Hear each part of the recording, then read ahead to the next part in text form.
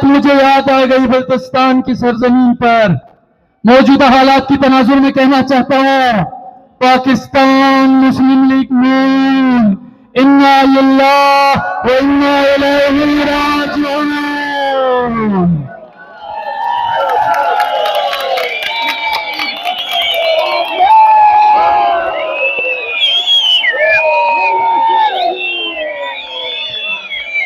اور دوسرا جملہ میرے حلقے میں بھی میں سب کی عزت کرتا ہوں، میں تمام نمائندوں کی تقریم و عزت کرتا ہوں، اگرچہ میرے عزیز کے ساتھ توہین آمیز برتاؤ کرنے کی کوشش کی ہے، لیکن میں کہنا چاہتا ہوں تمام میرے اپنے جوانی روٹی سپورٹر سے، آج کے بعد آپ نے کوئی تہذیب سے گری ہوئی حرکت کر کے کسی کی نقل اتارنے کی کوشش نہیں کرنی ہے۔ آپ علماء کی تربیت یافتہ جوان ہو۔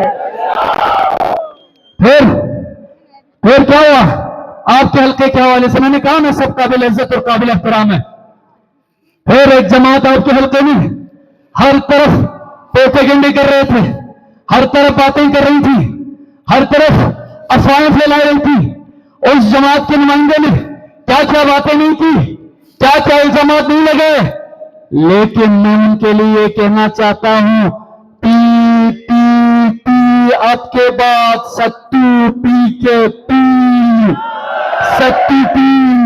ستو پی کے سو جائیں آپ انشاءاللہ، آرام کریں انشاءاللہ، سکون کریں انشاءاللہ، کیونکہ یہ حلقہ غالب ہی کا حلقہ ہے، یہ حلقہ علماء کا حلقہ ہے، یہ حلقہ سادات کا حلقہ ہے۔ پورے بلتستان میں کس طرح کی منفی پروپیگنڈے کی گئی بتایا تھا، آپ تک پیغام پہنچایا تھا انہوں نے، جنہوں نے بے نظیر انکم سپورٹ پروگرام کو کہا کہ بے نظیر محترمہ ہی کی طرف سے آ رہا ہے، کہا نہیں کہا، ہم جھوٹ نہیں بولتے، وہ بے نظیر کی فیملی کے پیسے نہیں ہیں، وہ اسٹیٹ آف پاکستان کے پیسے انٹرنیشنل ڈونرز کی طرف سے آئے ہیں۔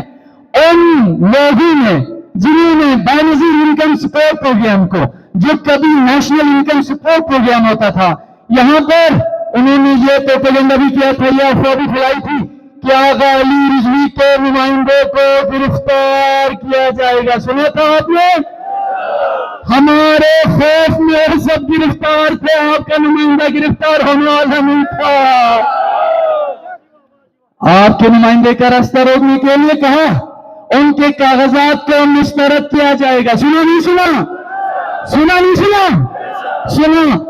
جو یہ کہتے تھے محسن کے کاغذات مسترد ہو جائیں گے، وہ خود حلقے میں مسترد ہو گئے۔